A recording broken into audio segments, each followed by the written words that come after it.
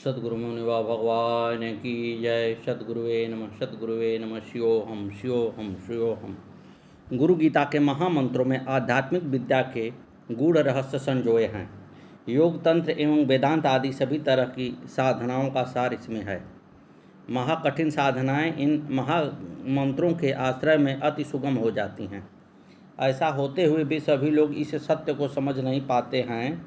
जिसके पास गुरु भक्ति से मिली दिव्य दृष्टि है, उन्हीं की अंतः चेतना में यह तत्व उजागर होता है। गुरुदेव भगवान के प्रति श्रद्धा अति गहन हो तो फिर साधक को इस बात की प्रत्यक्ष अनुभूति हो जाती है कि विश्व ब्रह्मांड में यदि कहीं कुछ भी है तो वह अपने गुरुदेव में है। इन्हीं के आश्रय में सभी तरह की साधनाएं सिद्धियां होती हैं। गुरु श्रद्धा की तत्व कथा के उपयुक्त मंत्र में यह ज्ञान बताया गया है कि गुरुदेव साकार होते हुए भी निराकार हैं। वे परात्पर प्रभु त्रिगुणमय कलेवर को धारण करके भी सर्वथा गुणातीत हैं। अपने वास्तविक रूप में निर्गुण व निराकार गुरुदेव की महिमा अनंत है। वे ही सदाशिव, सर्वव्यापी विष्णु एवं सृष्टिकर्ता ब्रह्मा हैं। ऐसे दयामय गुरुदेव को प्रणाम करने से जीवों को संसार से मुक्ति मिलती है।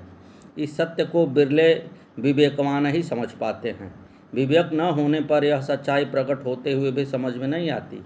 परम कृपालु सद्गुरुदेव के चरण जिस दिशा में विराजमान हैं, उधर भक्तिपूर्वक प्रणाम करने से शिष्य का सारावधिक कल्याण होता है।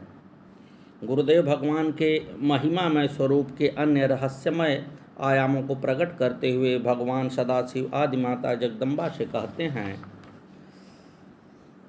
तस्यै दिशे सतत मंजलिरेखया रेः प्रतीक्षते मुखरितो मधुपिवश्च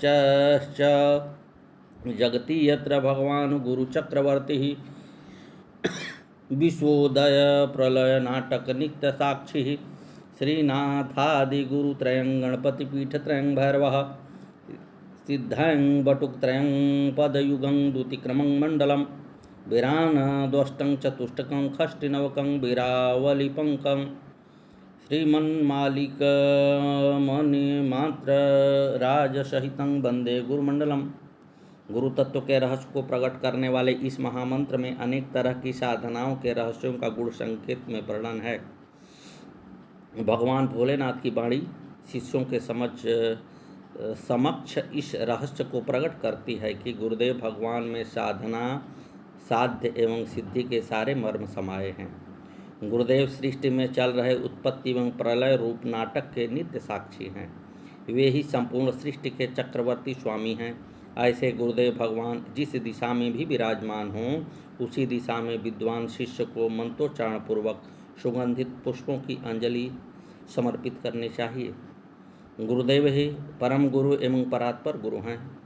उनमें तीनों नाथ, गुरु आदिनाथ, मत्स्येंद्रनाथ एवं गोरखनाथ समाये हैं।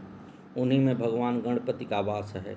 उन परम प्रभु में तंत्र साधना के तीनों रहस्यमय पीठ कामरूप, पूर्णगिरि एवं जालंधर पीठ स्थित हैं। मन्मथ आदि अष्ट भैरव सभी सिद्धियों के समूह तंत्र साधनाओं में सर्वोच्च कहा जाने वाला विरंची चक्र उन्हीं में है।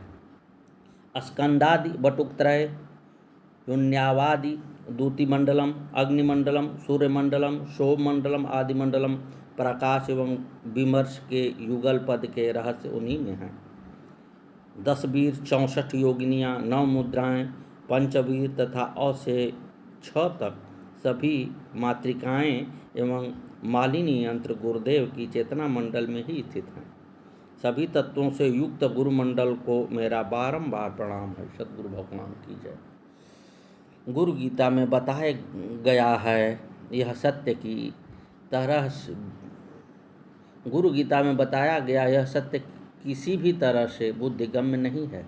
बुद्धिपरायण तर्कशील लोग इसे समझ नहीं सकते, किंतु क्यों और कैसे के प्रश्न कुहासे से इसे अनुभव नहीं किया जा सकता। इसे वही जान सकते हैं, समझ सकते हैं और आत्मसात कर सकते हैं जो साधना की डगर पर काफ़ी दूर तक चल चुके हैं।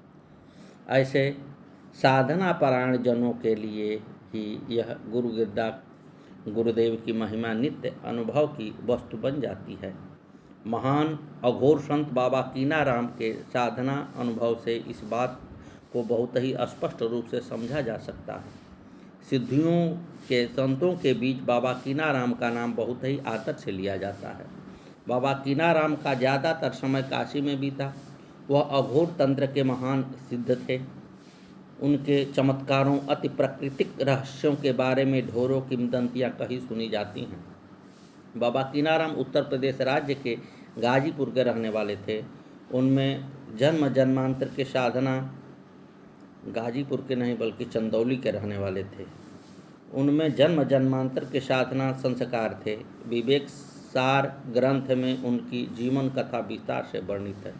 इसमें लिखा है कि जब वह जूनागढ़ के परम सिद्धपीठ गिरनार गए तो उन्हें स्वयं भगवान दत्तात्रेय से दर्शन दिए और उन्होंने कीनाराम को एक कुबड़ी देते हुए कहा, जहाँ यह कुबड़ी तुमसे कोई ले ले वहीं तुम अस्थायी रूप से रहना तथा उन्हीं को अपना अघोर गुरु बनाना। इसी के साथ भगवान दत्तात्रेय ने उन्हें गुरु गीता में वर्णित उपयुक्त महामंत्रों के रहस्य को समझाते हुए उनको गुरु महिमा के बारे में बताया था। सद्गुरुदेव भगवान की जय। कीनाराम जब काशी पहुँचे तो वहाँ हरिश्चंद्र घाट पर बाबा कालू राम से उनकी भेंट हुई। पहली भेंट में कालू राम ने उनकी तरह तरह से अनेक परीक्षाएं ली। बड़ी कठिन और रहस्यमय परीक्षाओं के बाद वह उन्हें अपना शिष्य बनाने को तैयार हो गए। शिष्य बनने के बाद तंत्र साधना का एक परम दुर्लभ एवं अति रहस्यमय अनुष्ठान किया जाता था। इस अनुष्ठान के लिए कई तरह की सामग्री आवश्यक थी। जिन्हें साधना का थोड़ा सा भी ज्ञान है वे जानते हैं कि तंत्र साधना में उपयोग की जाने वाली सामग्री कितनी दुर्लभ हुआ करती है। प्रश्न था कहाँ से और कैसे लाई जाए। तंत्र अनुष्ठान की इस श्रृंखला में अनेकों देवों योगिनियों को संतुष्ट करना था। एक साथ यह सब कैसे हो।